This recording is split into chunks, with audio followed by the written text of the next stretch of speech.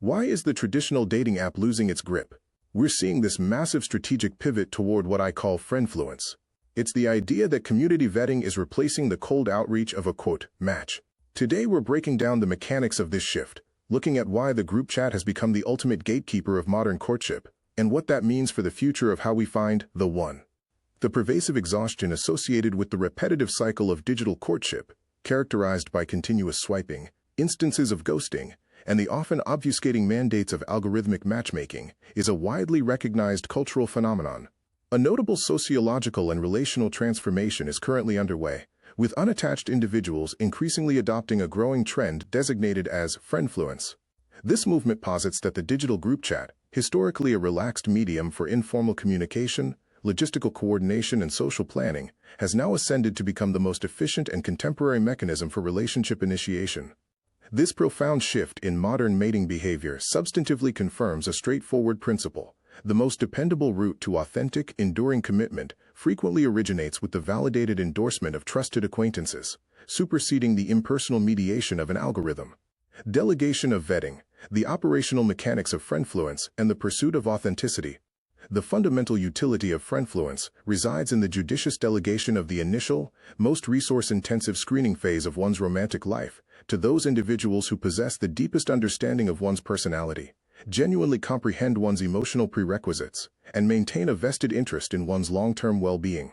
Instead of navigating a substantial volume of unverified individuals, prospective partners are increasingly relying upon their core social networks, ranging from a select group of intimate confidants to an expansive, highly interconnected network, to execute essential functions. Evaluation of prospective matches. They serve as impartial, informed liaisons, scrutinizing digital profiles, verifying professional credentials as deemed pertinent, and conducting background assessments that automated algorithms are fundamentally unable to replicate. Discernment of profiles. Friends are tasked with identifying and discarding misrepresentative self-descriptions, embellished biographical narratives, and perfunctory profiles endemic to conventional dating platforms. Facilitation of initial contact. They orchestrate the first, low-pressure point of engagement, situating the potential match within a pre-existing framework of social confidence and established credibility. This tendency transcends merely informal referrals. It is progressively becoming formalized and digitized.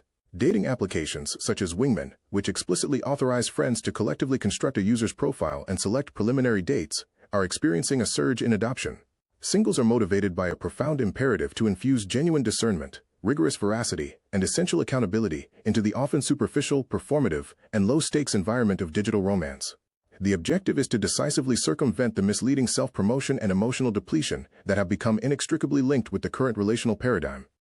Maya, a 28-year-old marketing professional who successfully entered a committed relationship following her friend's stringent pre-screening of prospective partners, articulates the rationale.